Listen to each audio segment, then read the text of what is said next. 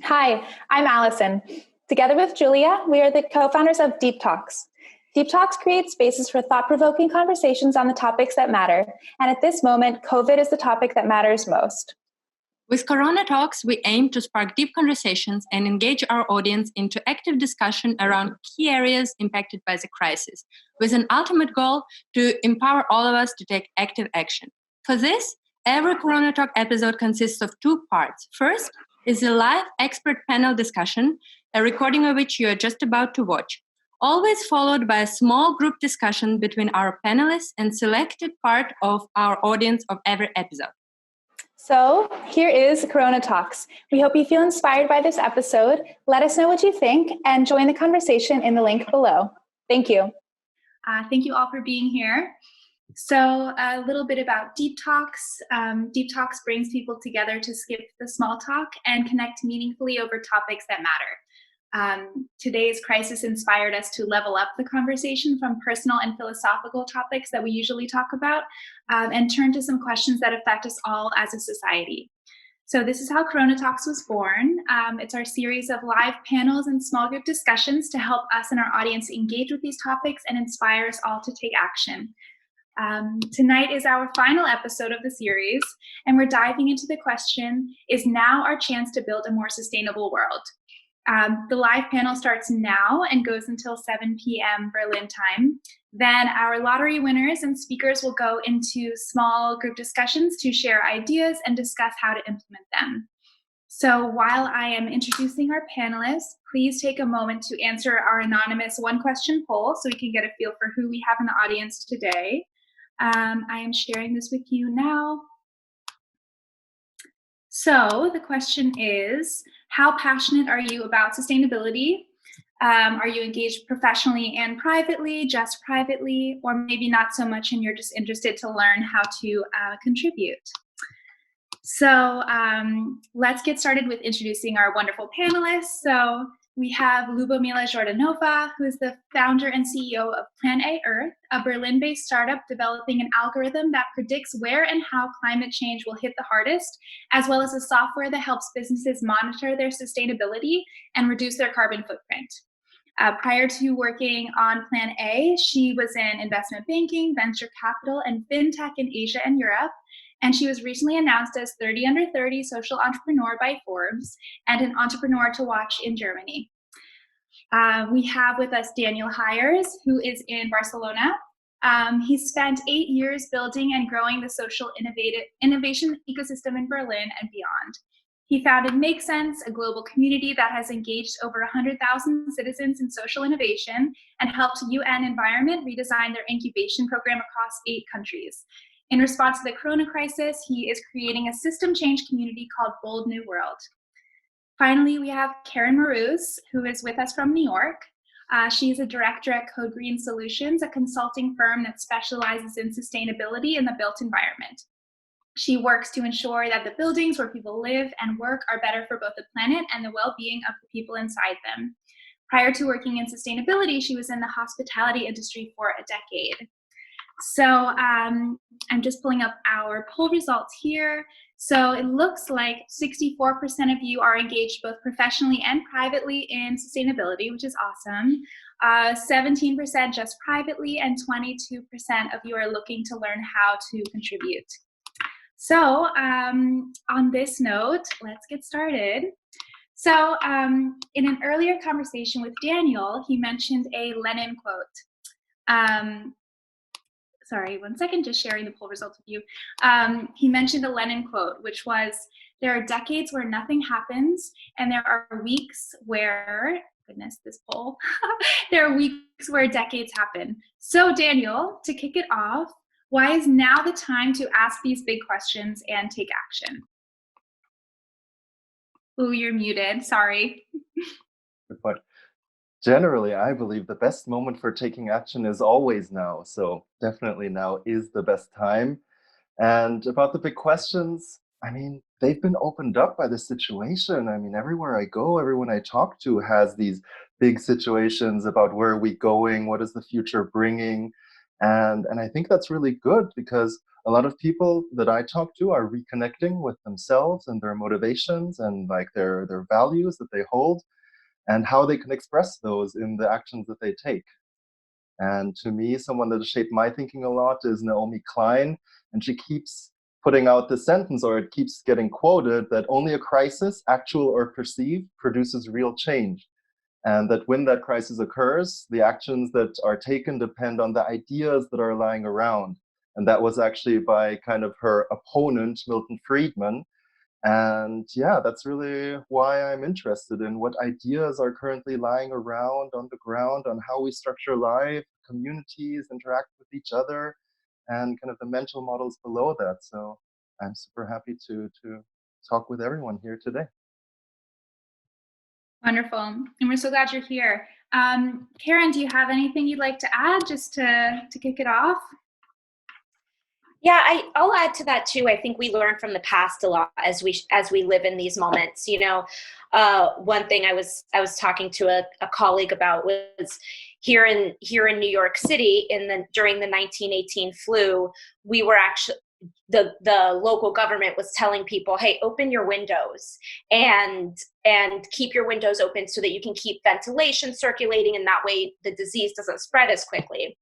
And what they actually did in response to that is people kept their windows open, and they had to make the heating systems in apartment buildings bigger to account for having windows open all the time. And that is one way that, our response to a pandemic or a current situation affected a really long-term way that we look at energy usage in buildings and therefore climate change. So I think there's this moment that we have to reset and take a look at how we're going to proceed moving forward. And we can really use events of the past to help inform how we think about that and look at our wins and our mistakes in the past as well. Absolutely.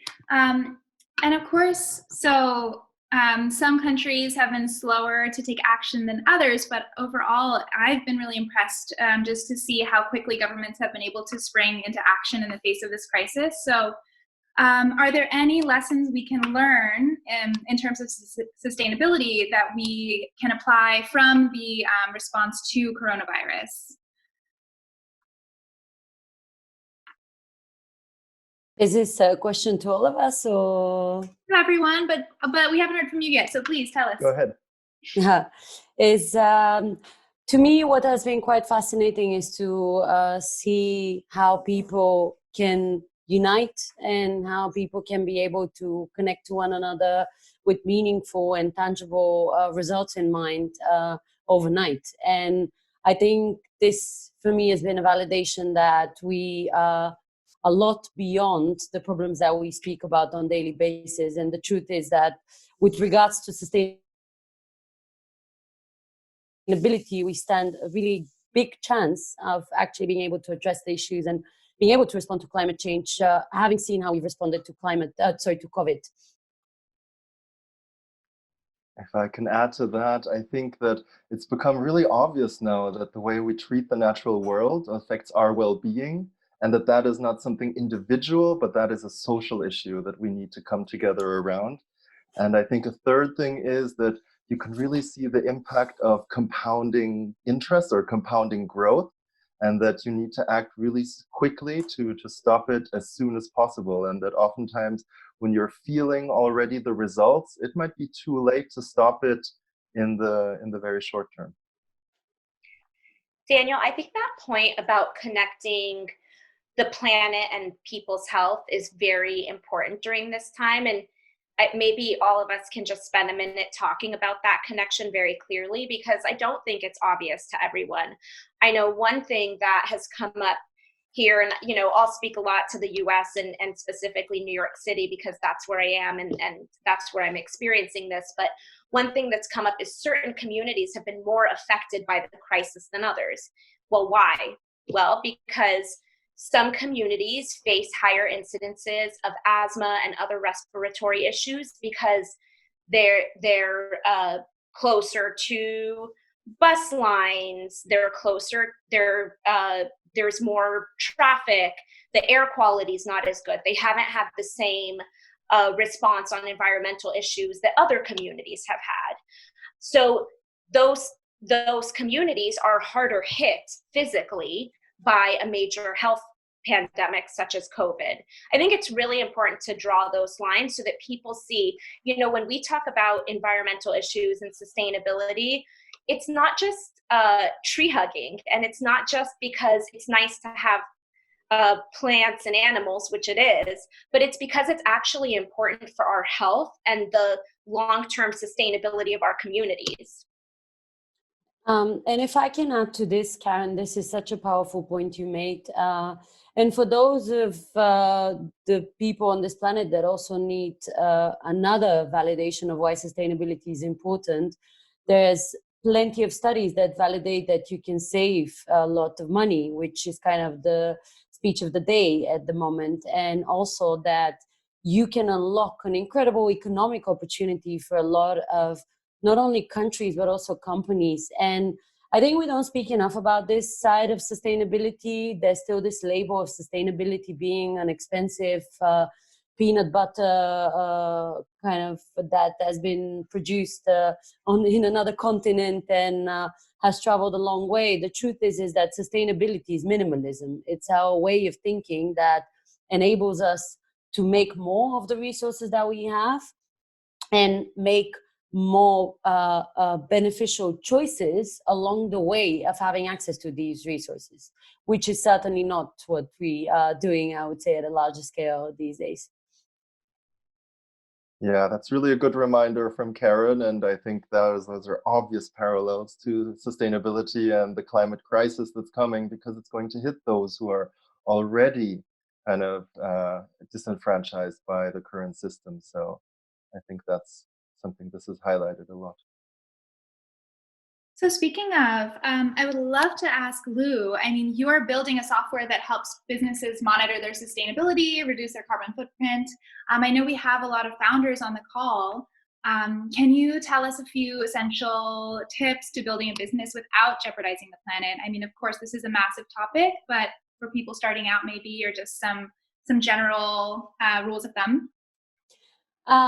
Thank you so much for this question. It has been so important for me to set certain values within the company, and I really appreciate that, we're talking about how companies from its inauguration have to be sustainable a lot more these days.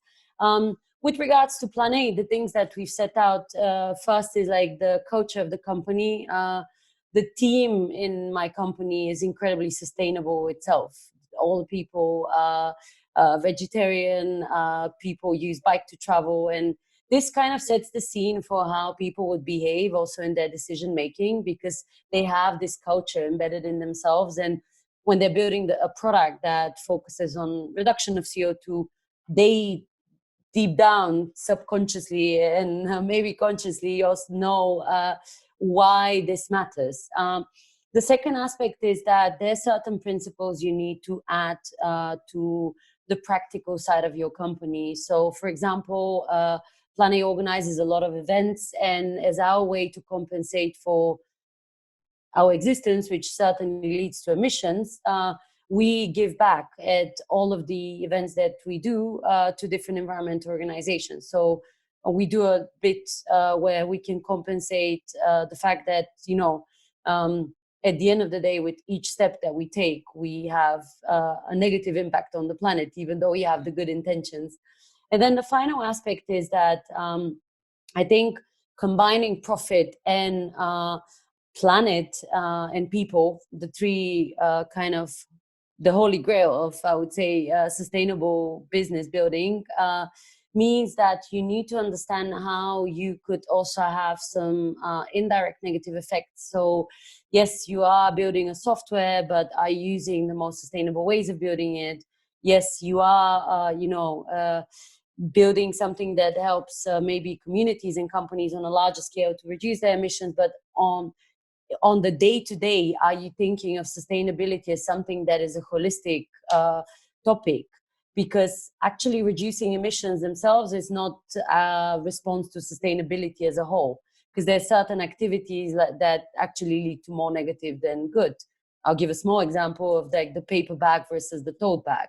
you have to use 176 times a tote bag up until it compensates for what a paper bag would be in terms of emissions. So having these 3 points, which is, you know, what kind of people you set out so that they set out the culture, then giving setting out principles that give you an opportunity to give back, and then finally thinking of sustainability as a holistic topic, not only emissions, allows you to then kind of even intrinsically have a positive effect on the planet. And I always check on myself with every single thing that we do at the end of the month, if we have been the good guys that we always claim to be and always work hard to be.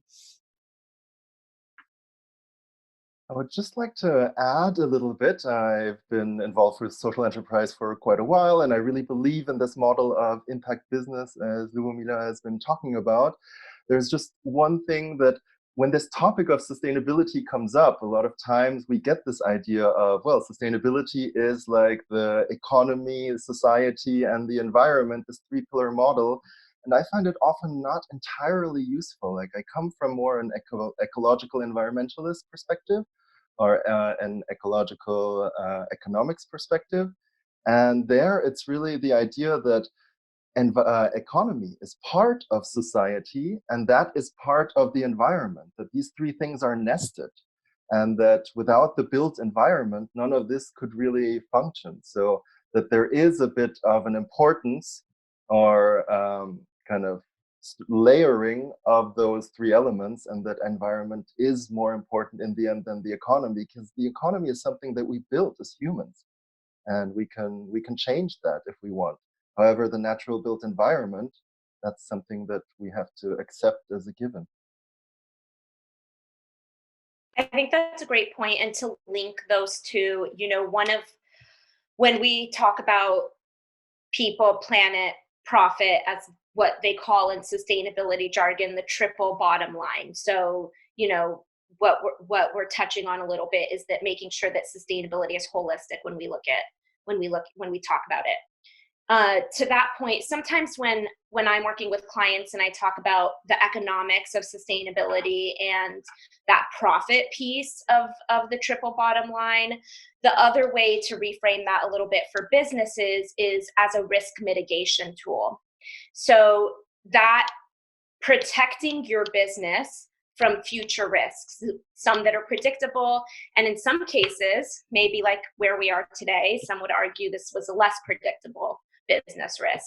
So I think for private companies, one way to think about that piece of the puzzle is reframing it as risk. And in that way, sustainability and all the topics that fall under this very broad umbrella are constantly evolving. You know, I spent a lot of time working on risk from a physical climate change perspective. What if there's flooding? What if there's major weather events? But the truth is, this has opened up, you know, what about health and wellness? What about other factors? What about social displacement that can come with a crisis like this? And in that way, sustainability is constantly evolving. And I think that kind of ties on to Luke's point of making sure that you're reevaluating your business constantly to look at how your impacts have changed over time and what other topics you may need to address under this umbrella.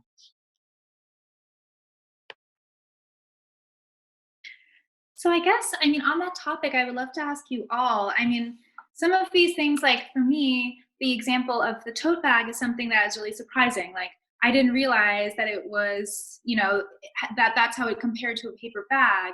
But so, I mean, where's a good tool, a good place for us to kind of find this information to kind of help us make these decisions about like what is actually more sustainable and what is like we just think it feels more sustainable? If I can start on this, because I had an epiphany a few years ago after reading a book called How Bad Are Bananas? It's by a fantastic economist and turned like incredibly big enthusiast related to climate change. He's a climate data scientist, but also has the economic perspective. And he calculates essentially every single activity that a modern person from the 20th century would be doing on day-to-day basis, and what are the reflections of these activities in terms of CO2 emissions. And he calculates how much is a Google search, how much is a banana, how much is an orange. I'll put the link in the chat. But why I'm giving this example, first of all, is definitely to recommend the book because it's really practical. I think what the book teaches you on a fundamental level is that there's a negative impact. There's a trace of every single activity that you undertake on day-to-day basis. And it's not for us to feel guilty about this, because at the end of the day, even a fox, even a squirrel has a impact on this planet that is not necessarily positive. And it's one part of the cycle. But it is really important for us to understand ourselves as this part of, as an aspect of the cycle, as a contributing factor that is not dominant, that is not the only one, that is not the manager, that is not kind of, defining how the system works. The system has worked a lot before us, and the system is going to work even if we continue with our destructive behavior, because we're going to be the ones that disappear, not the planet. So I think finding this information is really useful, but also thinking of ourselves as kind of a part of a cycle, and also as humans that could be also, using a lot less because we're over consuming significantly, can help us just to embed a mindset that even without the statistics makes us better humans and better citizens, I would say, of this planet. Thank you for that. I mean, and of course, the media has been saying so much about how much this crisis has made the air cleaner and the water cleaner and all these things. And I mean, it just strikes me that, of course, like there are some temporary benefits, and maybe, but what really matters is kind of like how we decide to react. And of course, like governments putting into place different letting go of restrictions on climate to help businesses grow in this time of crisis. Like this all, it really just depends upon our values. And so I guess my question for you is, for all of you, is do you think that this is a moment where we can really, are people's values really changing in the long term, or is this just like a blip?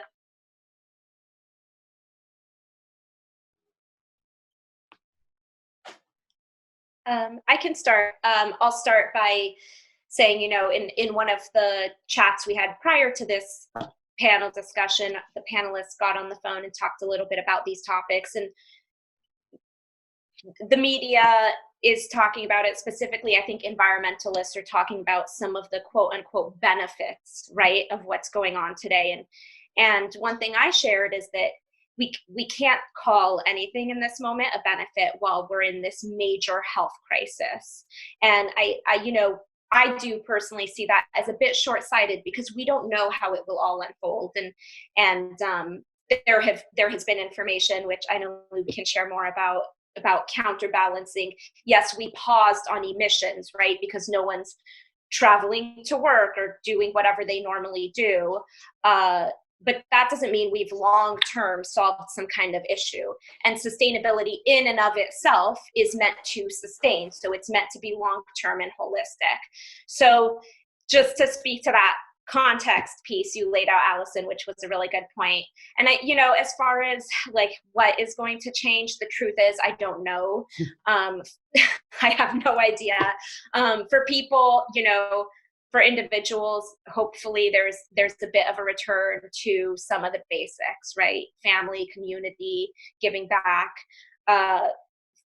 Largely though, for companies, I think there will be a shift. I don't know what it will look like, but just the ability of people to work virtually, to work in different capacities. I think whole industries have been entirely disrupted in a very obvious, self-evident way by this pandemic. And I think, the most innovative will shift the way they've traditionally done business. And I'm just as eager as everyone else to see how that unfolds. Right now, I don't think I have an answer for that.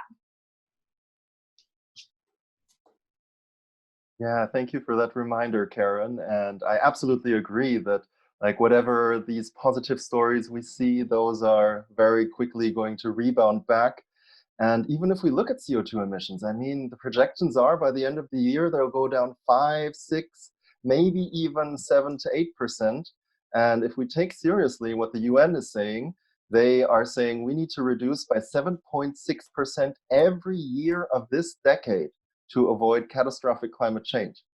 And so, like, look at all the things that we're not doing right now. And yes, there is a lot of things that we're not buying so much trash anymore, and that we are maybe a bit more mindful about things, but we're also doing a lot of things that are what make us human. I mean, my daughter hasn't seen her grandmother in, like such a long time, except for on video calls. And so I think that this is not an environmental solution. We are living in a crisis, and we shouldn't see it as, a solution. And I'm with Karen as well on who knows how it will turn out. I think for me, I'm pretty sure that we won't go back to kind of business as usual. But the question really is, how will it be different? If I may add just one sentence to this, because I certainly am aligned with both Daniel and Karen on their remarks. I think it's really important for us to not have this overly optimistic perspective that makes us think that all of a sudden now we're all with a different vision about reality. The truth is that this has been an incredibly challenging time for many communities, as it was mentioned earlier, and also for many companies and for many countries. And the need and the wish for economic growth is not something that people or companies or economies should be blamed for, in the sense that it's understandable that if someone now has to, go into an incredibly, poverty kind of in a poverty or has as a company to lay off their employees, they don't want to be in this position. They don't want to be changing someone's lifestyle so rapidly in a negative way. Having this in mind, we should be understanding of how to combine this new reality where we would want to reestablish certain old practices and put them back in full speed, even quicker, getting things done, with somewhat more of an alignment of what is the sustainable path. Because clearly we've been given a lot of opportunities to learn that we can do things more sustainably, even though it's not as pleasant to do a meeting over video call or something like that. You still can get the result done. And I can give numerous examples like that. So yeah, I what I mean by this, the statement that I'm making is that we need to understand that people haven't changed within 2 months fundamentally. They would still want to go on a holiday. They might end up buying an EasyJet flight, because probably EasyJet is also going to do a discount kind of campaign and so on. So we need to be incredibly mindful and constantly repeat these messages that we're sharing here as well in the larger community, because I don't think this is the mindset that everyone has. And just on that, I think it's really important also that we don't blame anyone for their personal consumption choices. I mean, we all live in this world and we have to make these choices, and then it's tough sometimes. So for me, I think it's really not about blaming anyone, because that is really the way that we won't get any change done, because everyone will be afraid of like being a hypocrite or being called out as a hypocrite if they demand maybe more environmental policies from their representatives in the political side. And to me, that's actually one of the strongest actions you can take. So about the question earlier about how can we reduce our personal carbon footprint, to me, oftentimes I answer that question by saying, well, you can stop flying and you can reduce your red meat. But otherwise, all the other things, they add up to fairly little in the grand scheme of things. What you need to do is understand that you're not just a consumer. You cannot just vote at the register, but that you can act as a political citizen and organize and get people together and change the structures.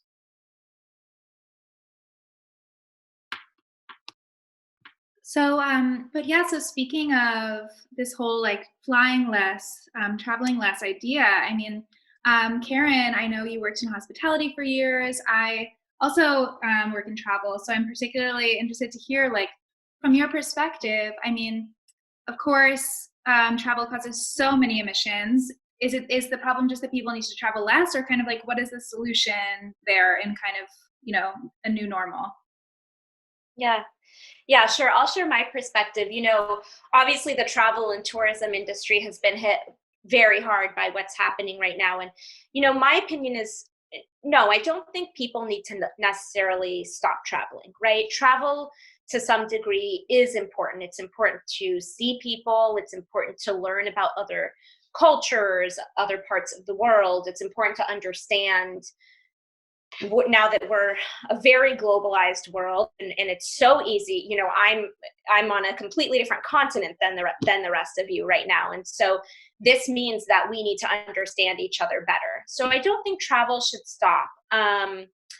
But where does the burden lie to clean up this sector, I think, is the crux of the question. And for me, I would say the burden is not necessarily on the travelers and consumers to entirely change their own personal habits.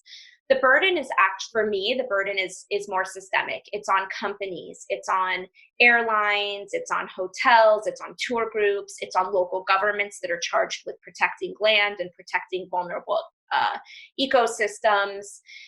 When I was in the hospitality industry, one of the things that really struck me is everybody wants to be off the beaten path when they travel, right? Like, what do we look for online? Places where no other tourists go. And that's where people want to go. And those areas tend to be very vulnerable from an ecosystem perspective. And as they become more and more popular, we build on the land and we get many, many people come visit for a short amount of time and maybe don't treat the land with the respect that they would treat their own home communities.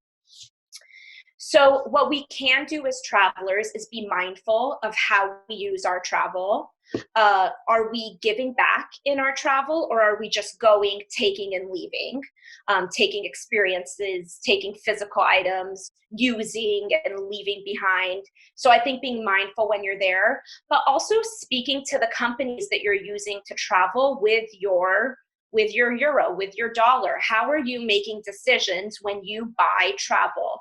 How are you giving feedback to airlines? How are you giving feedback to hotels, restaurants? What are you focusing on? There are many companies out there that give green ratings or environmental ratings to different businesses. You can use those to make decisions about where you're going to stay or how you're going to travel when you get there. And that's one way you can start to have an impact as a traveler and still be able to travel. There's also tons in the way of ecotourism.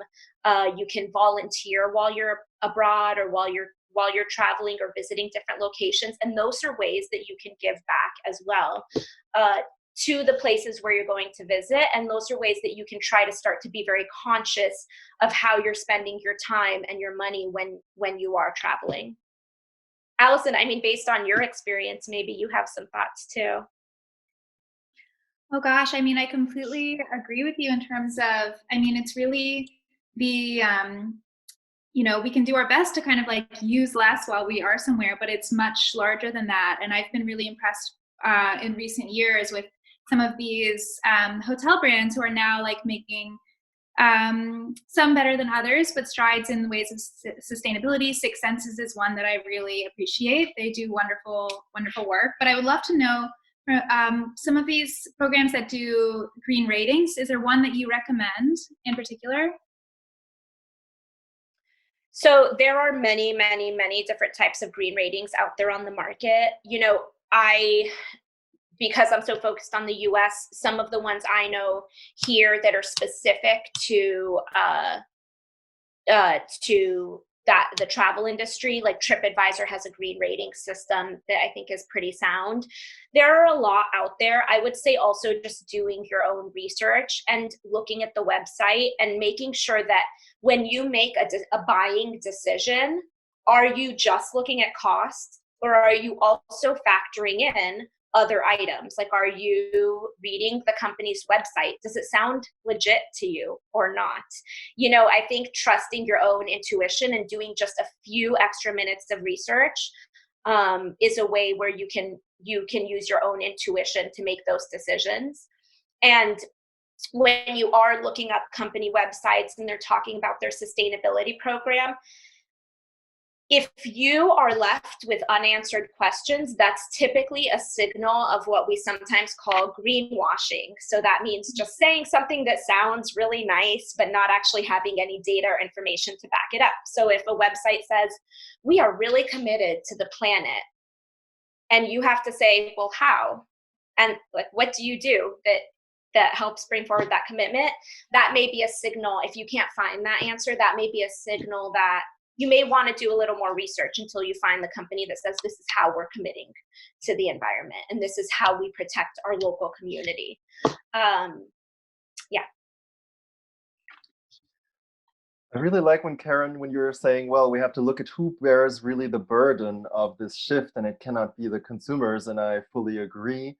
I would also say that perhaps when we're looking at things, that we can do is then this political aspect is quite important, that we do need some kind of carbon tax or some kind of price on carbon that makes it fair to those who, then in the end make that decision to fly a lot, to pay their fair share of the environmental damage that this causes as well.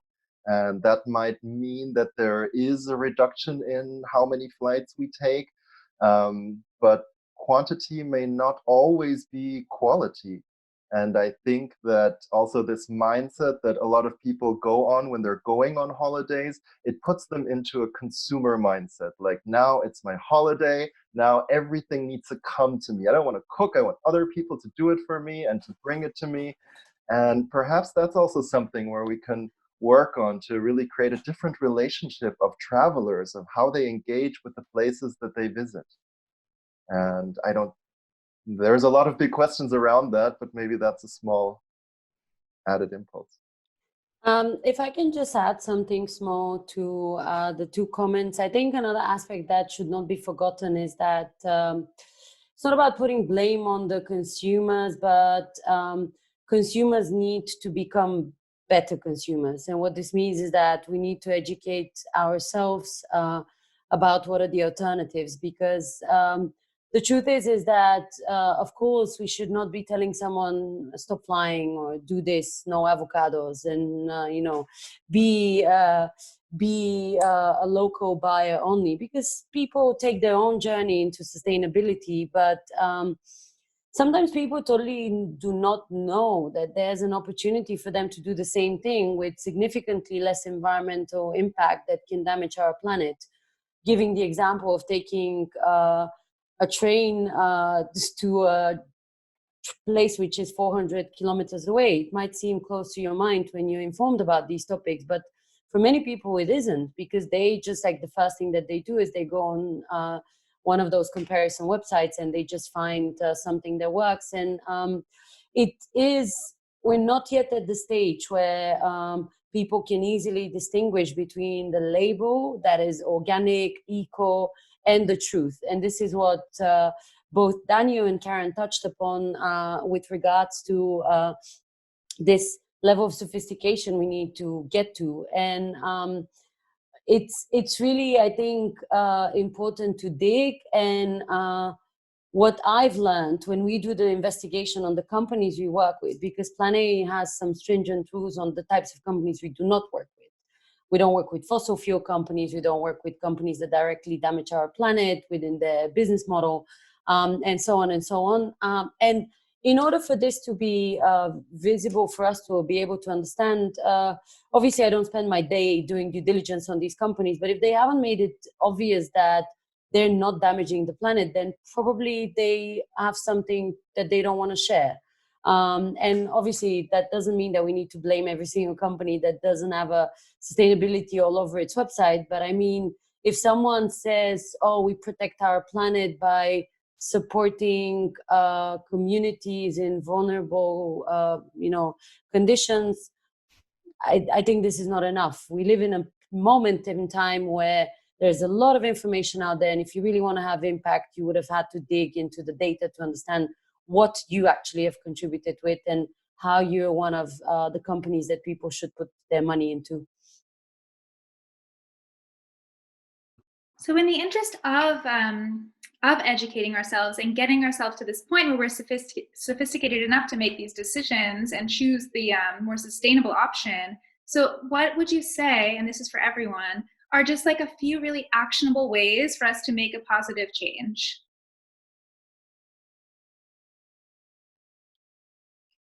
I'll start since I see none of the other panelists have unmuted themselves. I think for me, one thing when I talk to individuals that ask this question is just to look at their habits.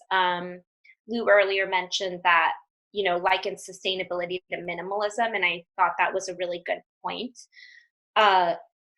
Think about how you consume. I know here in the US, consumerism is a major issue, and it is truly a global issue as well.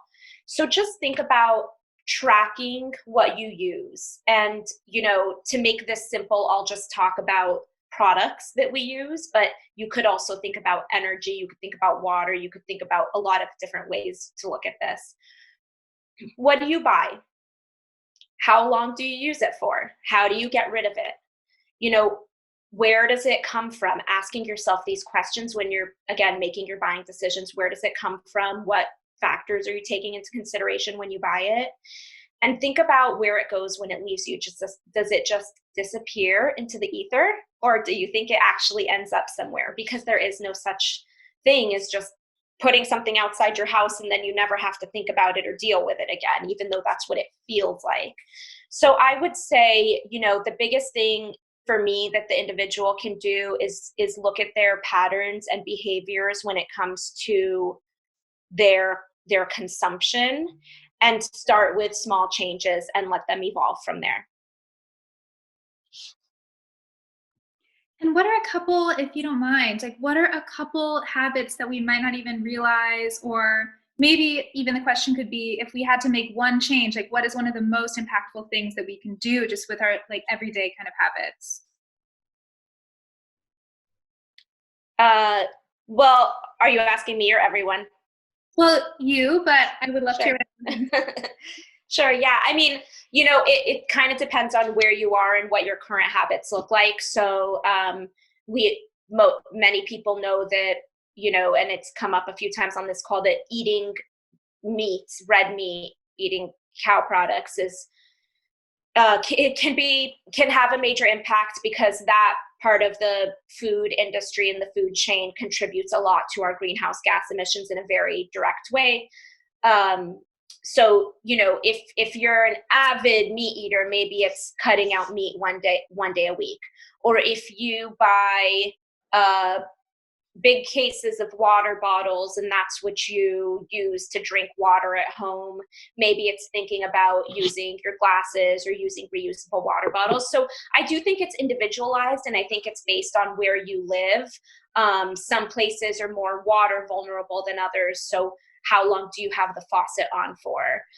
Whereas some places are water secure, so that's not as much of an issue. So you really have to kind of understand where you are. But I would say start with looking at the things around you in your home and seeing what's an obvious place where I can make a difference, and what's the easiest, what's the path of least resistance. If cutting out meat feels like a huge step, even one day a week, then just start with something easier. Start with cutting out one water bottle a day or one plastic bag that you use a day, and make sure that you're using your reusable tote enough to get its full value out of it. If I can add two aspects. So one of them is about touching again on the topic of greenwashing and also being kind of mindful of what is sustainability. I think today there's a lot of interest in the topic of sustainability, and this is really positive for those of us that work in the topic. And it's really exciting to see that so many people want to build companies related to this and also get involved. But it's really important for us to make sure that even if we're not involved, we have a good understanding of what actually is positive impact. The example of the tote bag versus the paper bag is one idea, but then the other side is also, for example, at the moment, there's a lot of companies popping up doing offsetting. And for those of you not familiar from the audience, the offsetting market is an unregulated one, which means that there could be offsets at €3 up to offsets of €1,500. And obviously, this means differences in projects, but also quite often it means differences in quality of these offsets. It's incredibly important that we make sure we kind of dig a bit deeper when we kind of decide to compensate, when we decide to support an environmental cause, when we decide to support a social impact project, because there's a lot out there, and there's even more than there was some months ago and a year ago for sure. And we have to distinguish between the ones that are doing it out of a true heart and with the right facts and with the science behind them, and those that are jumping on a sustainability kind of market opportunity. The second thing that is really important, and this is more on the just environmental topic, is water consumption, but not only on a personal level, but with the choices that we make on day-to-day basis.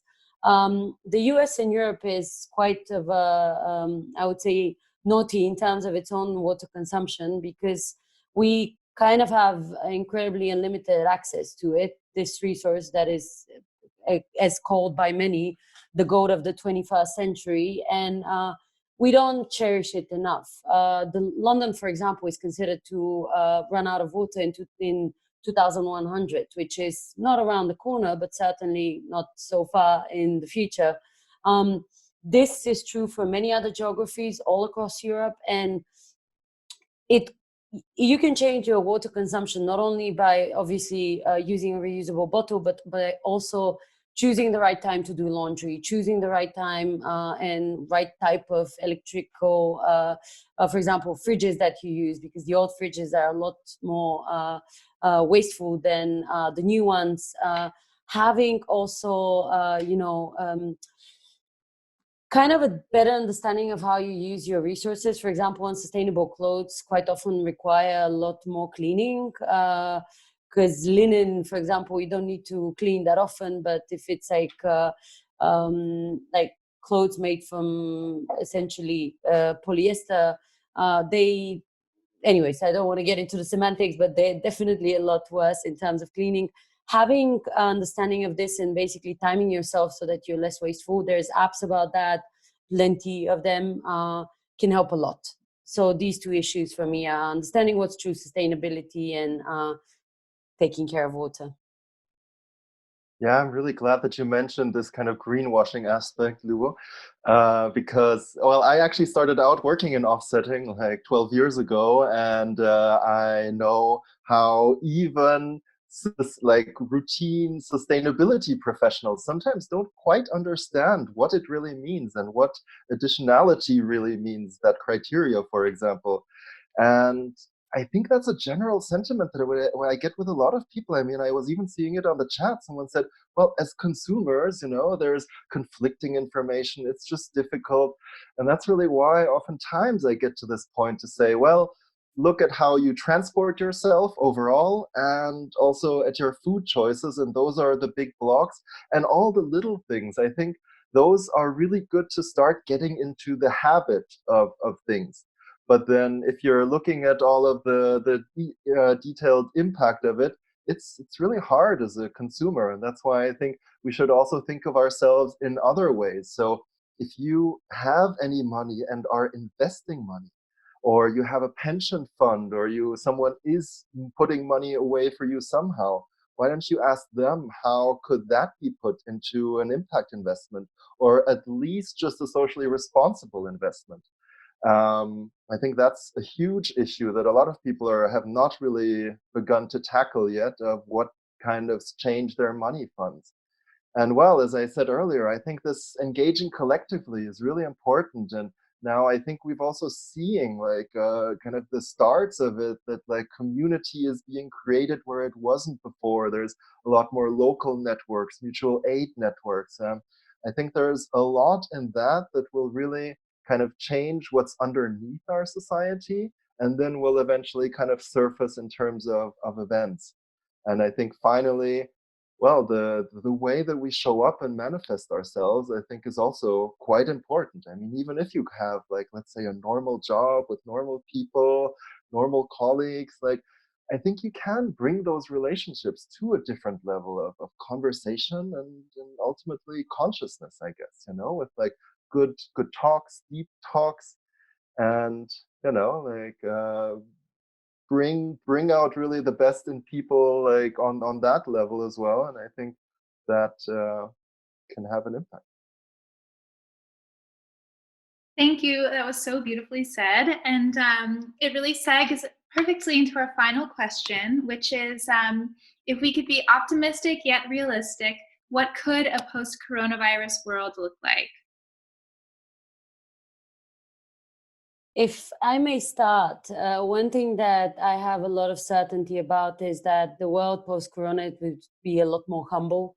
And it's because people fear and have been fearing for, a lot of aspects about their life, because normality in humans' mindset means security, and security means you understanding what's happening, and how we're creatures of habit, and we are quite happy to stay in the same setup and be comfortable, even though people say, all the magic happens outside of your comfort zone.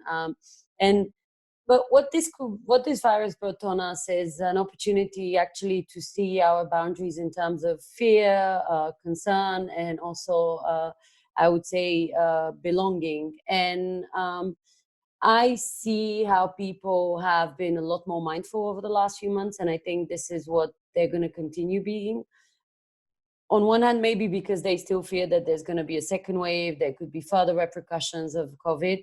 But on the other hand, because of the fact that they have seen what it could bring on us to go through this challenge, and taking the repercussions on yourself now can kind of support you to not go into it again. So my realistic perspective is that we would be more humble, and I would hope more mindful, but that I cannot confirm.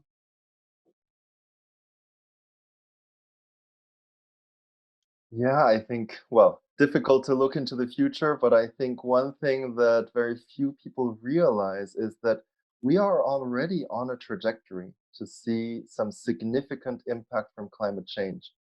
And that's not going to go away even if we would be able to lower emissions tomorrow to zero. So that's already in the system, and we will see probably 20, 25, 30 years of impacts of large scale natural instabilities, and that is part of our future. So I think even if we go now and do all the right steps towards a more sustainable, or I prefer to think of the concept of regenerative culture, then yeah, it's not going to be pretty for a while until it gets better.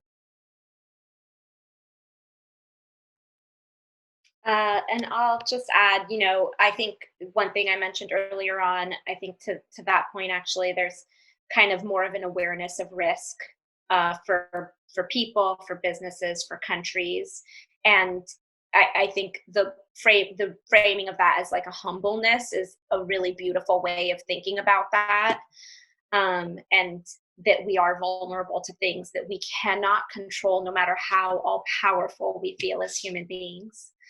Hopefully, there would be a refocus on community. I live in a city where, normally in January, when there's 2 feet of snow on the ground, I can get pineapple at my local grocery store shipped in from Hawaii or wherever it comes from. And, right now those things are not available to me. So maybe, and right now we're all refocused on community because that's what we have access to. And I think that might be a nice change for us, that could potentially sit with us long term. And, I also think a refocus on innovation. And again, this is both at the individual and at the company and hopefully at the government level as well. But hopefully next time before the crisis hits, right? And being aware of like, what is what is upcoming. Again, what are the risks to me, to my business, to my family, to my city, to my state? And how can I be one step ahead of that curve? And I do think we need innovation globally to keep things safe and moving. Yes, well, I think that's a wonderful place to wrap up. I mean, as we know, we have some investors in the audience, we have some founders in the audience, so lots of people who can do big things here. So thank you all so much for being here. I just want to mention to our guests that a couple spots opened up in our Deep Talks discussion round after this. So if you'd like to join our panelists in discussion, just send me a DM quickly in the chat. And I'll send you the dial-in information. Also, I will send everyone on this call a list of our tools and book recommendations that came up today. I think there was so much helpful stuff. So thank you all so much. Last but not least, if you would like to join our conversation properly, we have Deep Talks events every week. So please join one of our salons. We would love to have you. And that's all for now. Thank you so much. We will see our lottery winners and whoever is DMing me now in our Deep Talks discussion after this. And thank you all so much to our panelists. This was wonderful.